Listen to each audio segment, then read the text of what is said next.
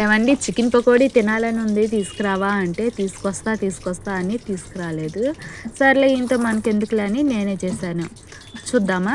Welcome to my channel. First 1/2 kg chicken తీసుకున్నాము. దాంట్లోకి అల్లం వెల్లుల్లి పేస్ట్ వేసాను. తర్వాత గరం మసాలా వేసాము. తర్వాత రుచికి సరిపడినంత సాల్ట్, కొంచెం పసుపు, కారము, కొత్తిమీర, కరివేపాకు వేసాను. తర్వాత ఫుడ్ కలర్ వేసాను, ఆప్షనల్, మీ ఇష్టం ఉంటే వేసుకోవచ్చు లేకపోతే లేదు. తర్వాత లెమన్ పిండాము. వాటన్నిటిని మంచిగా కలిపేసేసి 2 hours ఫ్రిడ్జ్లో ఉంచేసాము. ఆ ఫ్రిడ్జ్లో ఉంచటం వల్ల 2 hours ముక్క అనేది సాఫ్ట్గా ఉంటుంది. తర్వాత ఫ్రిడ్జ్లో ఉంచి తీసి అందులో కొంచెం కార్న్ఫ్లోర్, కొంచెం శనగపిండి వేసి జీడిపప్పు వేసాము. జీడిపప్పు వేస్తే చికెన్ పకోడీలోకి బాగుంటుందని వేసాము. అలా మొత్తము కలిపేసేసుకుని పక్కన ఉంచుకోవాలి.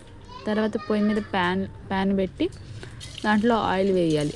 ఆయిల్ వేడెక్కిన తర్వాత ఈ చికెన్ పీసెస్ని పకోడీ టైప్లో నేను చూపించినట్టుగా వేయాలి. అలా వేసిన తర్వాత గోల్డెన్ కలర్ వచ్చేంతవరకు తిప్పుతూ ఉండాలండి.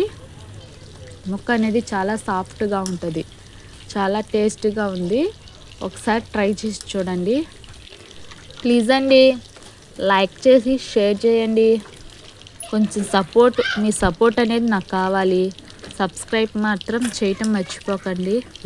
నచ్చితే లైక్ చేయండి, షేర్ చేయండి, కామెంట్ పెట్టండి. గోల్డెన్ కలర్లో వచ్చిన తర్వాత వాటన్నిటిని తీసి పక్కన ఉంచుకోవాలి. ఇంతలోనే మా పిల్లలు వచ్చేసారండి నా దగ్గరికి. సరే అని టేస్ట్ చేస్తారని నేను పెట్టాను. నేను అడగకుండానే చెప్పేస్తున్నారు, సూపర్గా ఉంది మమ్మీ, సూపర్గా ఉందని. చూడండి ఎలా చూపిస్తున్నారు. అలా గోల్డెన్ కలర్లో వచ్చేంతవరకు పీసెస్ అన్నిటినీ తీసి పక్కన పెట్టుకోవాలి.